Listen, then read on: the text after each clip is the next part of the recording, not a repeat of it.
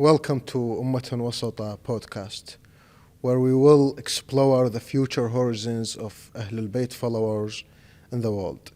I'm the host, Al-Abbas, Fadl Al-Sudani, and today I have a special guest, the professor of Islamic history in Exeter University in UK, Dr. Sajjad Rضوي. Welcome, Doctor.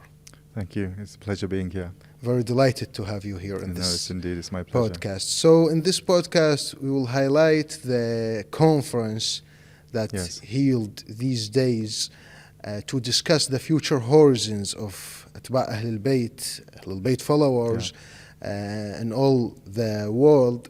And you know, this conference holds four specific topics. One of them is the cultural topic, and you are participating for the third time in this That's correct, conference. So what is this about? How can you define the Ummatun Wasata conference? I think in many ways this is quite an interesting and new sort of development. I think when you think back to Shi'i organizations who have tended to convene conferences globally, they've tended to be mainly those who are from the Hausa or from a religious background.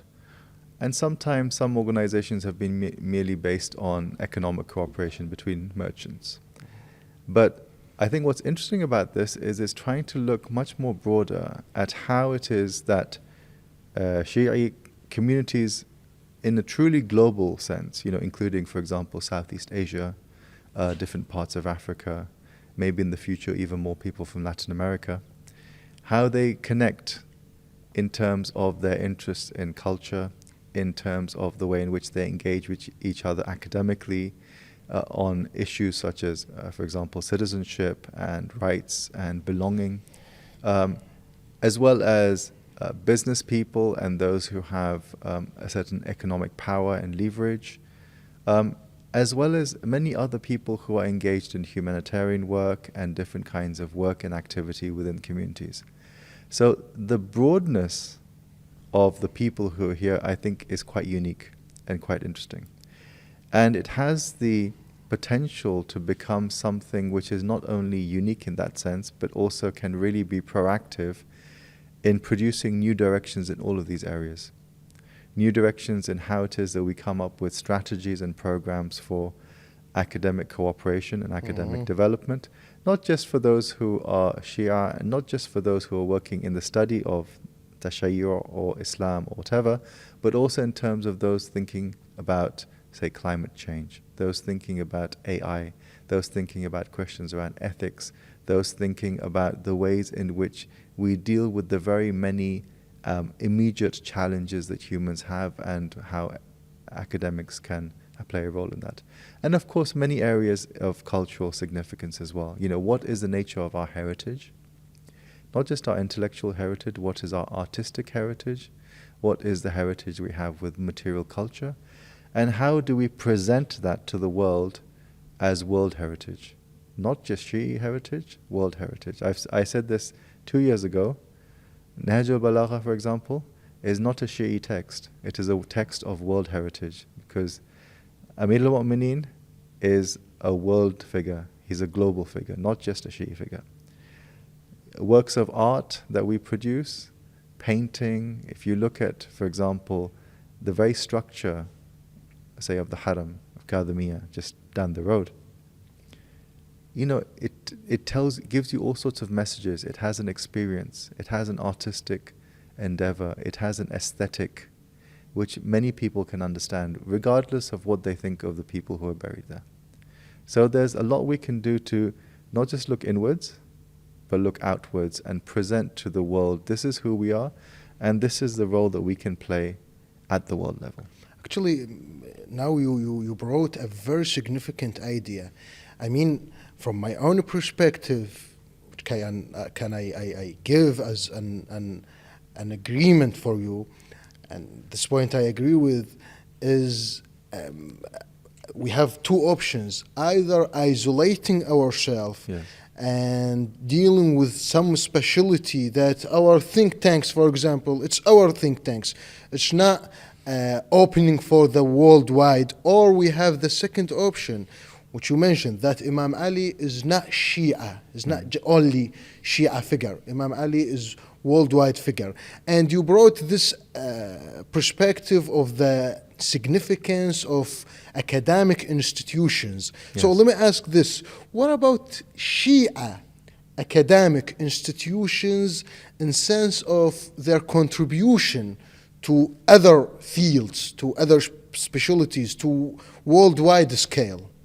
So I think there's two kinds of issues. The actual number of specifically Shia academic or research institutions is very few in the world. Very low. I mean, that's obviously true, right? That may be true in some countries like Iraq and Iran, maybe Lebanon, maybe others, but very few in total. The vast majority of Shia peoples and those who engage in academia are working in either secular institutions or in other kinds of institutions. So it's important that those who are working in those other institutions also have a way of connecting with people. So we need Shia academics globally to engage with each other and to think about what their priorities are, what their strategies are. So that's one level. There has to be some sort of engagement, internal engagement and connection. Who is doing good work here? How may that be applicable or not applicable in another context? The second level then is to build on that network to then address the big issues and to even address ways in which we can act as a bridge. How do we, for example, bridge certain kinds of institutions which are, say, come out of a shrine, right? Or come out of a hawza? How do we bridge those and the secular state university, say in a place like Europe, in North America, in other sorts of places? How do we act as a bridge? And on what basis do we act as a bridge? How do we come up with research programs? How do we come up with publications? So here's the point. How do we do that? Okay, so first of all, as I said, you have to have the network first. You have to know who's doing what. You have to identify the people doing the good work, right? And then you need to see where the opportunities are. So when it comes to designing research programs, different countries, of course, have different cultures. But one thing which is very important is that the academic or the scientific quality, so to speak, of the program has to be good. But increasingly, it's not just that it has to be good in and of itself, but it also has to be meaningful. It has to be meaningful for society. So, for example, in the British context, we have the idea that if you do research in the humanities or the social sciences, it's not good enough that you do a piece of work and you just publish a book which 10 people read. What is your reflection? That's limited. What you need is, okay, how do you disseminate that? Right? So podcasts are actually a very good way of disseminating. Various types of social media, work on TV, writing in the press, these are all ways of disseminating ideas. Organizing exhibitions, taking a roadshow. These are important ways of organizing exhibitions. So a long time ago I had the idea, if we, for example, an element of the Nahj is the kalimat qasar, right? The short sayings, the aphorisms as we would call it in English. Kind of quotes. Yeah, yes, aphorisms, wisdom sayings, exactly, right? Exactly. So how would you promote that? So of course you can collect, good quality translations of them in, say, a book, a paperback, which is widely disseminated. Another thing you can do is have like very short podcasts or short, maybe 2-minute segments on radio, on social media, etc., of people performing, reading. That's modernity. These sayings, and maybe someone reflecting upon it like in 1 or 2 minutes. So what does this saying mean? What does it reveal about the beauty of the language that Amir al-Mu'minin is using? What is it conveying? What does it speak to? How does it speak to us today? Right? Because we have to take these sayings and make them meaningful in different contexts. That's one small example. There's many other examples. I work primarily in philosophy, right? So I work on Mullah Sadra, for example. Now, not everyone reads Mullah Sadra. And actually, many people... Sadr al-Muta'allihin Sadr al-Muta'allihin, exactly. And many people cannot really understand what is being said. So you need to simplify. But have to convey what is he trying to do. And one thing which I've been doing in my work recently is saying that, look, the fundamental question, what is he doing? He has a system, of course, and he has different kinds of arguments. But fundamentally, it is about understanding that the pursuit of hikmah, for example, which is what he's talking about, right? Hikmah is mentioned in the Quran, right? This is something that God freely gives. It's khair kathir, right? That's what the Quran says. It's a good. So what does that mean? It means that it is about ethical commitment. It's about a particular way of living. This pursuit of wisdom is a particular way of living. It is about how we act in the world. It's about the understanding that we get. How do we live that understanding? So if we understand the broader context, then we can then engage with how we take this to the people. And one example of a simple connection, he gives us a definition of hikmah. And he says hikmah is about self-transformation. Istikmal al-nafs. Right? Istikmal al-nafs. That's Mullah Sadra? Mullah Sadra, yeah. This is not just Mullah Sadra, many others. But, but the idea is that humans have the ability to transform themselves. And that this is something which is inbuilt in humans. That we always want to be better. Because this is something that God hardwires in us. That we have the desire to be better. We have the desire to seek what is better. In Arabic, takamuliyya. Exactly. Wanting to be perfect. Yes. This process. And it's a self-transformation is at the heart of it. Right? And the difference between transformation and change is transformation is always higher and better. Change can also be backwards. Exactly. Transformation is what we're interested in. So it's about how we connect different things. So one way Mullah Sadra, for example, does this is he gives this definition of philosophy, of hikmah. But then he does the same thing when he talks about the Quran. At the beginning of his tafsir, he says, what is tafsir? Tafsir is reading the Quran as the manifestation of the divine and connecting it with the cosmos we see around us and connecting it with the pursuit of hikmah. They're all the same. They're just different ways of approaching the same thing. They're different ways of approaching al-haq. Right? And they all are active. You can't just sit in your room and read and that's enough. That reading has to change you. And the way in which you change yourself is not just you understand more, but that you have your personality becomes, mu'athir, as we would say, right? People around you notice it. People see it, and then people say, oh, I want to be like that. You have a broader social impact through that. So, if I may say, it's you are discussing the modernity of presenting. Yes. So old ideas or very high level strategical, or you can name it philosophy ideas. Yeah. But nowadays we need to present it in a very modern way. For example, Hausa is a school, kind of a school. But here's the development that we need to seek to, which is how can we present the Hausa outcomes or the university outcomes of the think tanks outcomes in a modern way, and how can we engage in the global academic community, which is developing in a very quick process. Yes. So here's my point. Actually, you brought this on my mind. So where's our distribution in this?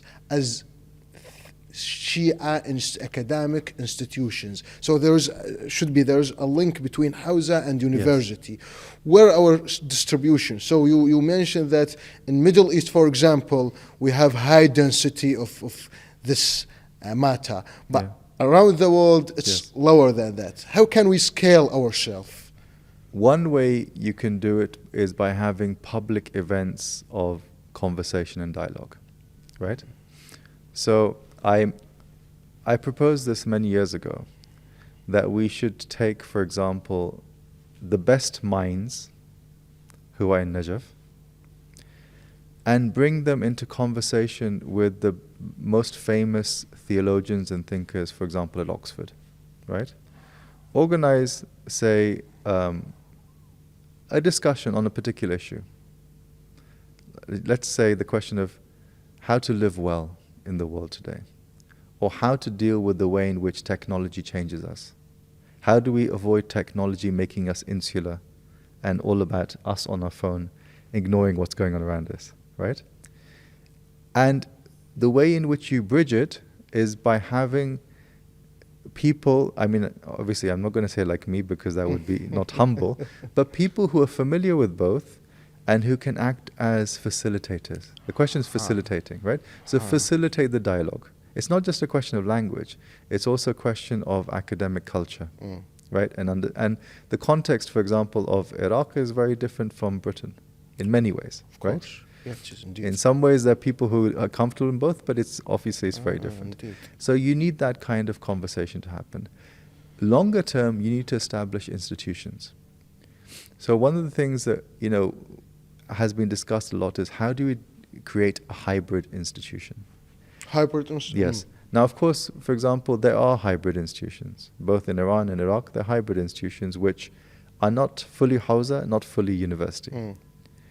But it's not about kind of mixing, it's about producing something new with the sense of, I did some research about 5 years ago, and I was Iraq, Kuwait, Sharqiya and Saudi, Lebanon, etc. I asked people the question, who are our public theologians? If there is a question of religion or ethics, who addresses it in an open way? I'm not talking about giving a fatwa. I'm talking about, for example, I see. For example, in Britain, the former Archbishop of Canterbury, Rowan Williams, is a huge figure. He writes many books about Christianity, but he also writes about adab and many other things, literature. And he is asked his views on ethical questions. So who do we have who are the people who speak at that level, not just within the country context, but actually have that global world and will be respected? The problem is it's very difficult to find the people who have that kind of reach and who have that kind of influence. So we need to develop institutions which will produce people who can do that. Not just the people who, for example, can lead the prayer in a center, although that's important as well. You need a person to do that who is aware of different types of life, right? Not just the Hausa. I think it's very important. An imam in a mosque has to know more than the Hausa, or else they can't lead. Because you're engaging with people directly. You're engaging, and they need to be familiar with life, because they can't respond to people's problems if they don't know what life is. The next level is, how do you train people who can speak at a higher level, who can engage in the media, who can be the ones who, people we have lots of issues nowadays around gender, sexuality, around inclusion, around different kinds of ethical problems. What problems does AI pose to us? How is it that, what do we even mean by the term human these days? If you have cyborg, is a cyborg a human? Is a robot potentially a human? What's the difference? We need people who can speak on this and speak with authority, but also speak in a way that people really think, okay, this person has something to contribute. And he's not just going to give me a fatwa. We need to producing figures. Absolutely. But you need institutions before you can do that. Of course. We need school to Yes. You need guarantee institutions. graduate. Yeah. Exactly. So, what about Shia youth, young people? Yeah. Can we, like, make them under our focus zone and trying to develop them? I think it is an opportunity right now. I think there are lots of very good projects happening around the world, right? There are lots of very good youth organizations. And they try to do precisely this, right? So, for example, they will in London, I know a number of organizations, both for women, for men, trying to translate what the Hausa is doing into practice and then taking it forward. Like, for example, in Muharram and Ashura, we have processions, right? But how do we explain to people what this is? What is it about? Right? Because you have a procession through the center of London and people are like, what's going on? Right? So we need people on the street saying, okay, this is what's going on. This is why we're doing this. This is how it fits into the British culture of protesting, of demonstrating, of being free to speak your voice in public. That's what it is about. It's mourning for us. It's mourning for this and that, but it fits within certain elements of British culture and history and tradition as well. We need to explain that. We need to explain why something which is historical is of significance to us. In the same way that there are certain aspects of tradition in Britain which are deep in the culture and historical as well. We need to talk about our actions before doing them. Yes, there needs to be a narrative. We need to activate this explanatory mission. So it's about a narrative. It's about the story that you're telling, right? And I once, many years ago, I gave a lecture which I called The Story of Us, right? The story of us is a way of explaining to others who the followers of Amir al-Mu'mineen are, but also in a way that the us includes everyone who's human. That's the challenge. That's what we need to do. And the way we do that is precisely by engaging with this idea of what does it mean to live a good life, an ethical life. Actually, Shia don't need a capital. I mean, I'm speaking from a very geopolitical or geographic perspective. Shia don't need a capital for them, meaning I know that the high density of Shia distribution in the world is in Middle East, for example, or from Mediterranean to Middle Asia, to these regions.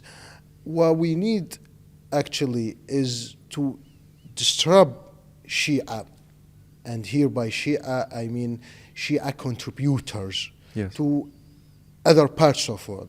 So in the Western world, did we start doing these stuff you're talking about? I think in some places there are lots of challenges because those communities don't necessarily always have the resources, right? They don't have the resources necessarily to train people. To train people generally or to generally, train just simple. So like, I go back to when I was a child. So we used to have what we call madrasa on Sundays, right? We used to go and we had one thing to do, which was to learn the Risala of Sayyid Khoy. That's it. Now that's very limited. It is limited. And so we knew all the rules for the, shak and salat and all this sort of stuff. But we were not really told that there's more to it than just relearning certain rules of fiqh and certain ahkam. We were not, I think, well trained in understanding what does it mean to do these. Why are we doing these things? Why do we follow these rules? We follow these rules because we have a certain moral obligation, so that we can fulfill who we are as moral agents. We are mukallaf, right? Yeah. So the question is, we don't teach our children what does that mean. It's just a term. It's a mustalah, right? Mukallaf. But what it means is that because you have a certain relationship with God, the expectation is you act in a certain way, right? You fulfill what is morally required of you.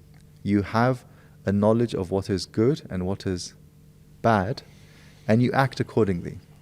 And these rules, ahkam, are merely a framework to help you do that. They're a framework to do this. Are we having some troubles with messaging? I mean, obviously we need messengers. Yes. Shia messengers for the world, promoting peace, promoting dialogues, promoting even debates and explanations and this. Do we have right now? I mean, are we having? I think there are some good examples I can think of in North America where you have communities which are quite mature and developed, and that they discuss with their children, really important issues, right? So how do we live in this world? How does issues around imaging affect us, right? The images of what is a good person or a beautiful person around us is very problematic, right? When we think of someone who's good and successful, we don't tend to think of someone who is genuinely a good person in that they are of benefit to others. We think in terms of someone who's a billionaire, who's made a lot of money with apps, or we think of influencers who are telling you which sort of cream to use, or, what sort of food to eat so you can go to the gym and pump lots of, That's not good. That's not a role model. We need to think about what role models really are. We need to think about body imaging. Especially in communities who have a lot of money. There's lots of Shia communities around the world who they have means, right? They are bored. So for them, these very superficial things become very important. But we need to say, look, it's not about the superficial. It's about building yourself. The building yourself is not about what your face looks like. I'm not saying that you shouldn't groom yourself. Of course you should groom yourself. We're told that we should groom ourselves. But that is not the only aspect of who you are. And so I think there are lots of these sorts of ethical challenges which we do have, which, as I said, some communities in North America, even some in Europe, are really trying to address it. Why is it that people feel the need to alter their face? Plastic surgery, cosmetic surgery. It's becoming very common, right? Yeah. Or tattoos merely for decoration and not... tattoos mean lots of things in different cultures. But merely for decoration, this is something new, right? So why do people feel the need to do that? And if they do want to do it, fine, but think about what they're doing. Sometimes people don't think about what they're writing on themselves. It's like, can you do this? Is it appropriate? Yeah, and we have just 1 minute. Sure. Conversation with you was very interesting and insightful. So I wanted to ask that, why and how do we explain ourselves?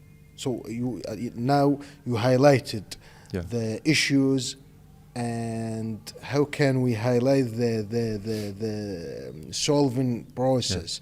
How can we accept? So you brought this idea about our children, for example. Yes. We need to teach our children. We need to make them learn about our things, our stuff, these things. Mukallaf, for example.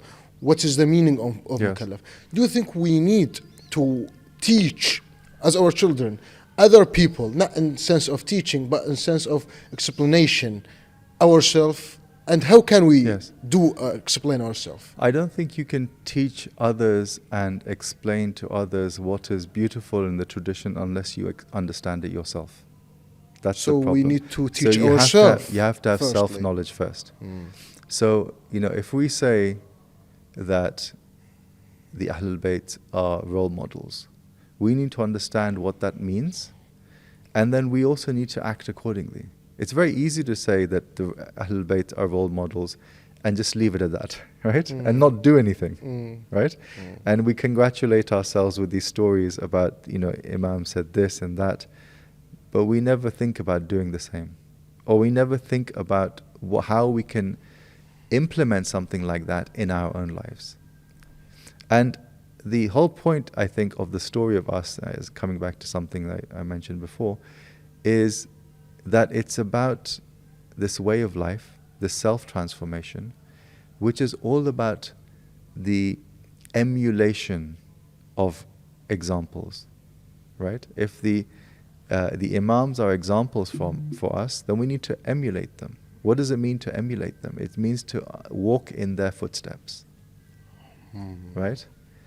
The story of us is a path in the footsteps of the Ahlul Bayt. It's a path towards a goal, and that goal is the transformation and perfection of the self. And it's the living of the good. And that's a story you can tell others as well, because everyone wants to improve themselves.